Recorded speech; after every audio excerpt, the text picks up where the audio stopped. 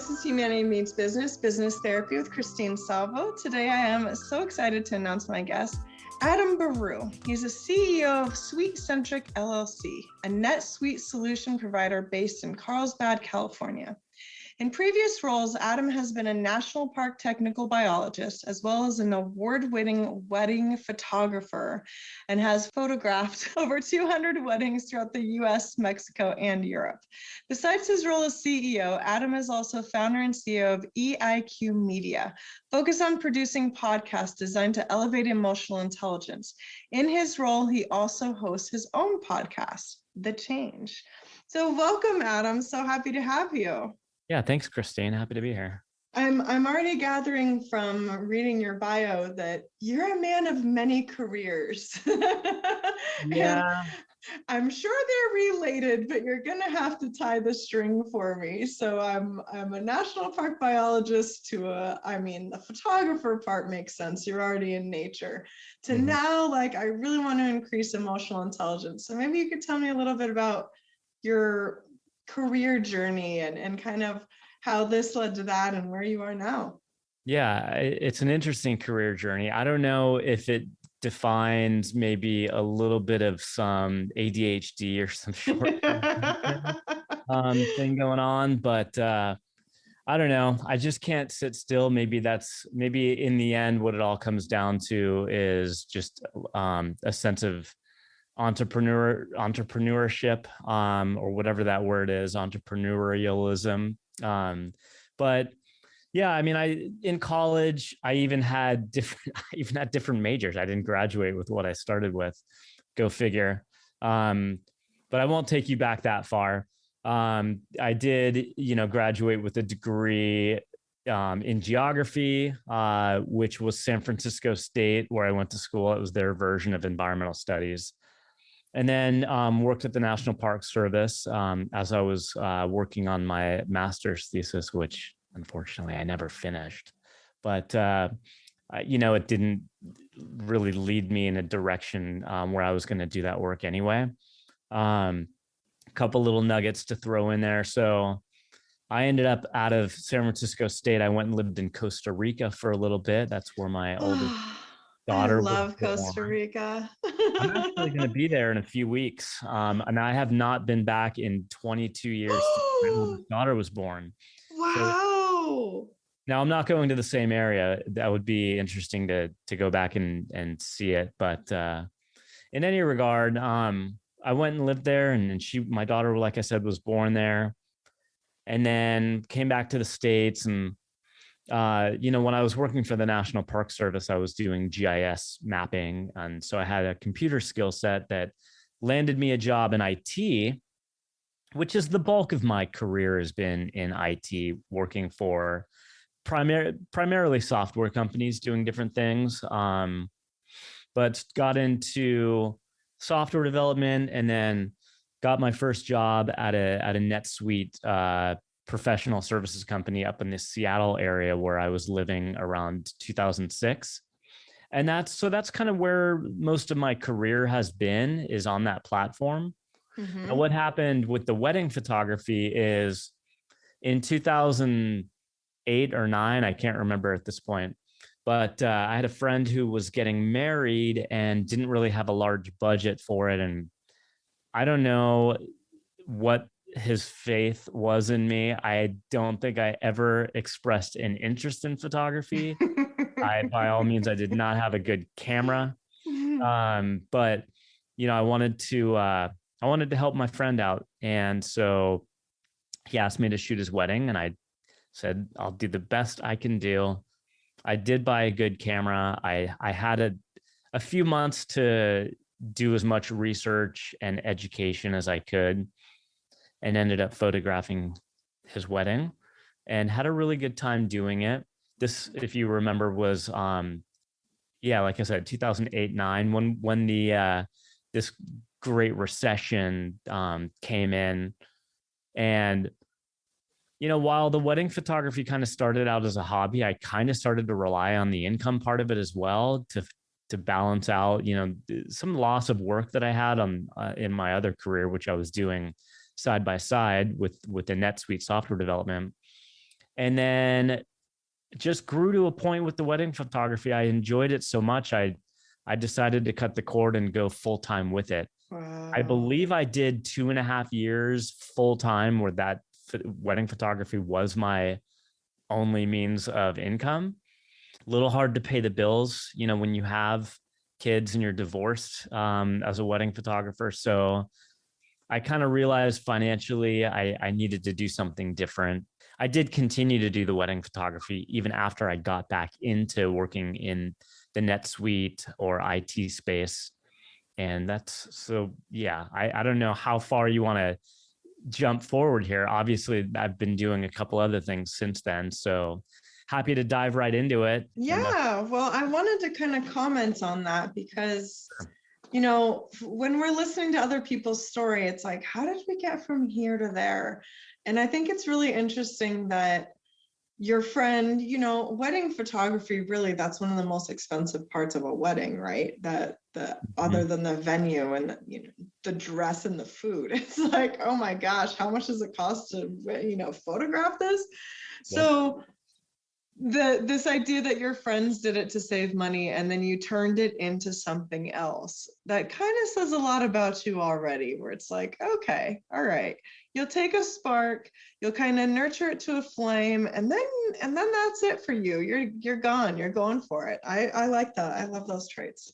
Well, I appreciate you saying that. And I will, just for transparency and openness, I was also, this was around the time where, my marriage to my ex-wife was falling apart, and subsequently we got divorced. But, this was kind of a way where I could reinvent myself a little bit through that really challenging, difficult process that I was going through. I found this creative outlet.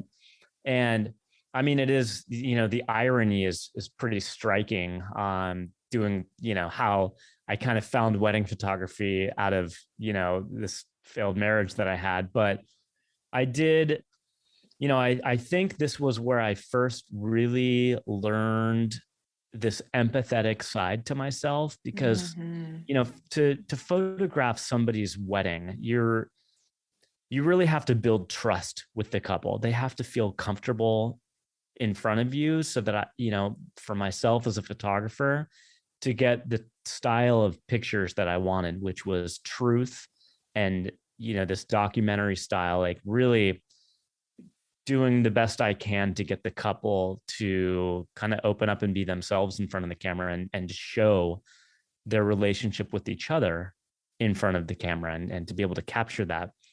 And so, this kind of leads in eventually probably to where I am today with this leading with empathy. And I'll kind of talk about that a little bit more, but yeah, got back into this NetSuite world. Like I said, I think that was around 2013. I kind of shied away from taking on so many weddings and started to get back into the NetSuite world. And, I was working on the consulting side. That's kind of predominantly where my career with NetSuite has been, is doing consulting. And I ended up working for this company that, even within my first month there, I kind of saw the writing on the wall that this probably wouldn't work out, because they started laying people off. I ended up staying there for almost 2 years. I think I was probably in one of the final rounds of layoffs. But since I kind of had the writing in front of me on the wall, I thought, what were my next steps going to be? And, a logical place to go was to form a NetSuite consulting agency of my own, which is SuiteCentric. We just actually, on the 19th, I guess that was last week, celebrated our 5-year anniversary. Oh, so, nice. Congratulations. Yeah, super excited about that. But, to kind of bring this full circle. So, what happened was during, the beginning of 2020, when COVID first started to hit, I had spent a lot of time getting this company on proper financial footing. It as most CEOs of startups can probably attest to, especially ones that receive no outside funding, it was really a hard and long journey to get this company to a financial balanced place, a good footing. And then COVID comes around and it has me very anxious. I mean, for Sure. myself on a personal level, but more on a team level. I mean, we were very much an in-house local San Diego company before COVID. We did have some remote employees, but it wasn't really a core part of our business plan. But COVID forced us to go all remote, as it did for everybody else. And I think for the first couple months, it was the most difficult thing was trying to keep the company culture of my 20 employees as cohesive as it had been. I think we've all, in our history, we've had this tight knit family, close type of company culture. And I was really, sad to not be around my team every day and Yeah. lunches together and do things like that. So you had that going on. And because the majority of our work is around e-commerce. So as I knew the supply chain was getting impacted. I knew my customers thus were going to get impacted. And I knew that eventually that would trickle down to us. And I was really fearful about, getting to a point where I might have to lay somebody off. I really didn't want to have that happen. I really felt the weight of everybody on my team and all the anxiety they must be going through. Are they going to have a job by the end of the year? And so I started, personally taking on some projects that we sold and putting myself in the position as lead developer, lead architect, doing everything I could to assure that the financial health of the company was going to stay intact. Mm-hmm. I was working about 70 to 80 hours a week, a lot of that at night. And my youngest, who is now 2, was 1 and maybe even younger than 1. He was definitely younger than 1. And I just remember he was getting up a lot, like 5 or 6 times in the middle of the night. And I eventually kind of took over the nighttime ritual with him from my wife because I was already up then working with a vendor that I worked with out of India. And so I was, in addition to the 78 hours, a week of work, I was probably averaging about 3 hours of sleep a night. Oh, that's not healthy. It's not. And really, so the end result of that is I started getting these anxiety attacks that were getting much more frequent and much more irrationally based. I mean, I just lay down to go to bed. And if I didn't fall asleep right away, I'd start to have this panic attack. Like if I don't fall asleep in 5 minutes, I'm just going to be up all night. And I don't know if your audience, I'm sure people in your audience have experienced an anxiety attack. It's a very powerful feeling and it's weird because it's irrational. Right. It ultimately led me to finding my business coach, Kristen Taylor, and working with her and getting off those projects that I was doing and really, recognizing what type of leader and CEO I want to be. And, that kind of brought me full circle to this empathy and what I tapped into with wedding photography. And there's all this messaging that you see out there nowadays, Gary Vee and others who are, talk a lot about, leaders that lead with compassion, that practice empathy. And that was very much something that resonated with me. And so that's hopefully, where my leadership structure and methodology is going to come from going forward. Mm-hmm. So having this kind of like you're thrown into the scene, trying to keep the business afloat, working all these extra hours, which we know as business owners, you end up taking the brunt, right? You're trying to keep everything going, but you also don't want to hire out and expand your resources anymore. So guess who's going to take it? And lo and behold, I'm not sleeping, I'm stressed out, and the next thing that comes is anxiety. And I actually love that you're talking about that. I'm a licensed trained therapist and I have a full-time practice. And I would say the majority of people I see on a daily basis is because of general anxiety disorder. And I just really love having that open platform, conversation about it, of normalizing it. Hey, when we don't have good self-care, it's going to creep up on us. And there's lots of different ways and reasons and all the things. And I don't want to get too diverted, but thank you for mentioning that and being so raw and real about that. Yeah, of course. I just released an episode last week on my podcast with a guy named Seth Lyon, who's a somatic healing expert out of Vancouver, British Columbia. And, we spoke about this subject, how the nervous system, basically deals with various levels of trauma, whether it's work stress that kind of is just chronic or something we experience as a child. And, we all have it. And I'm trying to do my best to normalize, the mental health conversation, because I think, we all suffer, in one way or another. And I think really the best antidote for that is to talk about it. Oh, absolutely. Absolutely. So kind of getting back onto our original conversation here, which is, you've been kind of talking about your journey to empathy and how that's kind of working into your business life, right? Of being an empathetic leader. So it sounds to me like it was, the divorce that kind of broke your heart open, right? Of like, oh, this sucks.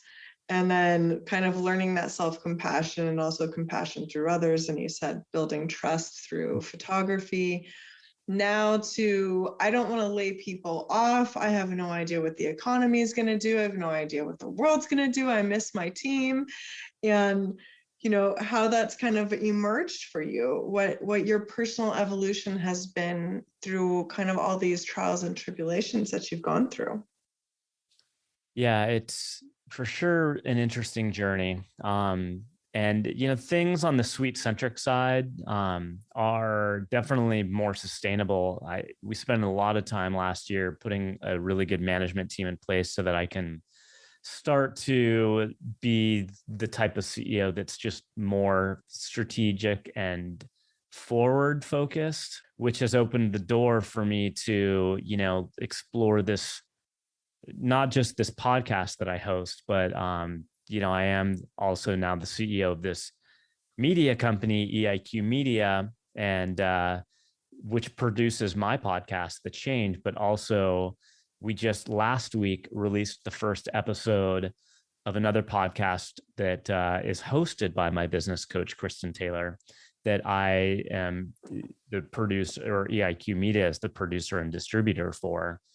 And so, I hope to be doing more of these and having more of these types of conversations that are meaningful, that are real, that really kind of tap into people's stories and, what an audience may be able to learn just having heard somebody that went through something, for example. Right. Yeah. So it's, I'm pretty happy with the place that we're at right now. And, as far as leading with empathy, it's definitely something that is very meaningful to me, but I only think I'm scratching the surface so far. It's only been something I've really been putting a lot of energy towards for, I don't know, 6 months, maybe, even if that. Mm-hmm. So I think there's some things that we do at SuiteCentric that demonstrate that, but I think there's much more that we could be doing and that I want to be doing. And so I think it's just an evolution. And I think, for other CEOs like myself out there that want to, start to explore it, don't feel like you need to kind of rush in and have it all figured out. Like you can just be introducing one thing at a time, getting feedback from your team. I mean, that kind of where it starts is really when you shift your emphasis, where you become, as a leader, you realize your role is to actually be an advocate for your team, a support system for them, and do a lot of listening. It takes active listening, as you mentioned earlier. Yeah, that's actually, it's funny you say that, Adam, because I feel like that's actually been the theme of the week in my office, which was big ears, little mouth. If we all practice having real big ears and real tiny mouths, we're probably going to get farther than we think, right? So, 6 months is better than no months. And it sounds to me, like I said earlier, I already pick up quite a few things about you that the photography, leading with the heart-centered management and leadership, that once something sparks for you, it turns into a fire pretty fast. So I would never underestimate what you've done with this in the last 6 months. And for our listeners kind of going like, what are we talking about right now? Maybe we can slow it down a little bit and have a few kind of like definitions, or at least explain a little tiny bit better. And also, in the 6 months, what have you noticed? Like 6 months is enough time to gather information and start kind of connecting dots. So I'm kind of curious what you can offer, like you're newer to this, but there still has been an impact, or you probably wouldn't keep going. Definitely, there's been an impact. And so I'll explain where this kind of started and how I started injecting this into SuiteCentric was, when I was working with Kristen, one of her primary conversational or focal points is around mindfulness, having that ability to slow down and listen to what your body may be telling you. And that really resonated with me. We also, she would bring up this concept of RAIN, which is like recognize, allow, and I'm going to totally botch it, but I think it's like recognize, allow, investigate, and then nurture. Over the first few months of working with her, I really saw how it was benefiting me, and I was slowing down in the proper places in my life. I was journaling. I wasn't binge watching shows every night before bed. I was trying to create more of a work-life balance for myself. And so I really thought, how can I offer this to my team? So I hired Kristen to come in and work with my whole company. And so what we arranged was she came in and did, I think it was like 4 Mondays in a row, kind of took over our Monday company meeting. And so she basically had 1-hour sessions, I believe it was, for 4 weeks in a row with the entire company. And then with my management team, which is 6 people, 5 besides myself. So I hired Kristen to provide 3 one-on-one sessions with each of my 5 other managers.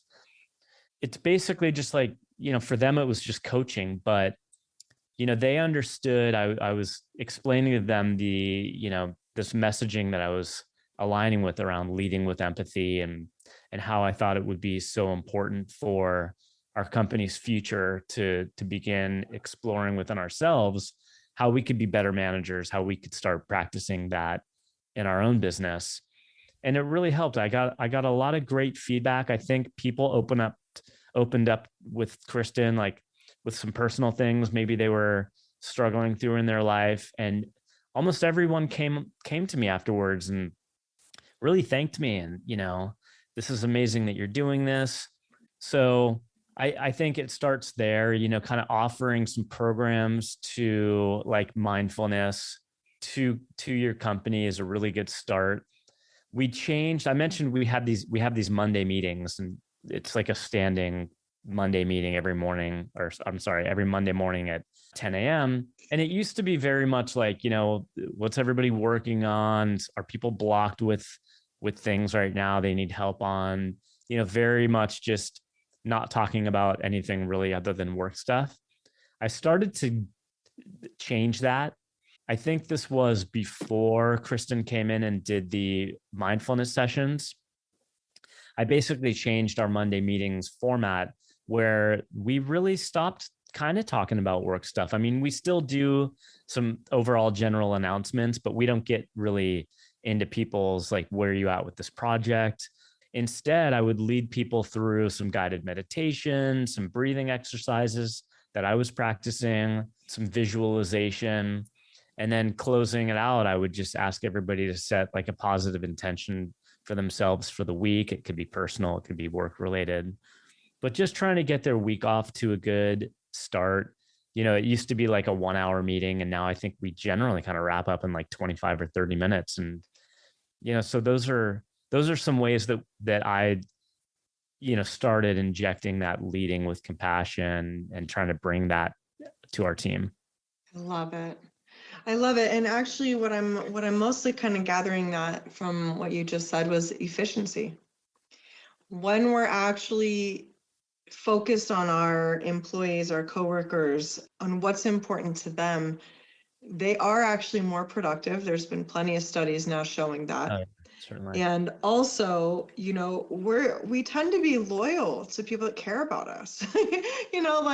Like I could get the job next door that pays $2 an hour more, but do they care about me? And our values in business really are changing. I mean, that's been pretty evident for a good 10 years now.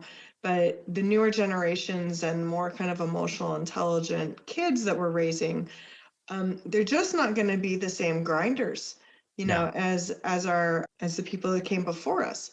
So, we tend to be right in the middle here. It's like the grind, but we're also learning and adapting to the emotional intelligence. But the newer generations just won't have a choice, So to evolve with business is actually to really get on track with that and go, hey, what matters is that people matter. And I need people to do this job. And the people that are doing this job will do it better when they know I care, when I can take 5 to 10 minutes to ask how things going. I love that you have people set an intention for their week, whether it's personal or professional. And it is such a beautiful addition. It's like sprinkling sweet, yummy sugar on something. It feels good. Just making it so sweet. So with that being said, I'd really kind of like to offer a little task or a challenge to our listeners today.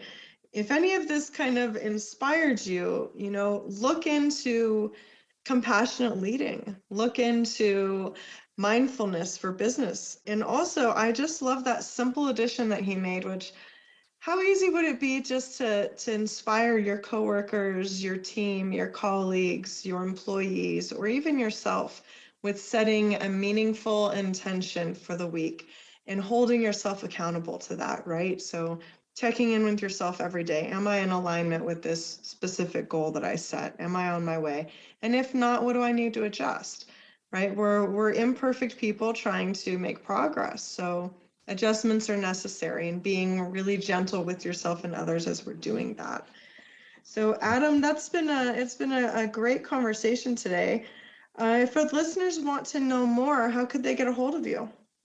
Yeah, I mean, LinkedIn is a good way to do it. People can connect with me on LinkedIn directly, or for EIQ Media's website, it's eiqmediallc.com. SuiteCentric is suitecentric.com. That's SUITE. And yeah, those are probably the best ways to connect with me. And the name of your podcast, in case people want to give a listen? Yeah, thank you.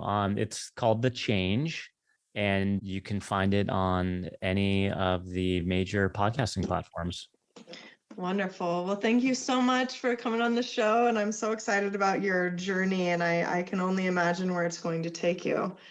And also with your podcast, inspiring others. So thank you for what you're doing and spreading the good stuff, all the positivity and the realness. It's been a pleasure having you. Yeah, it's been a pleasure speaking with you, Christine. Thank you so much. Thank you. This has been Humanity Meets Business, Business Therapy with Christine Salvo, licensed marriage and family therapist, advanced certified mediator, and master NLP and hypnosis practitioner. Thank you so much and have a wonderful day.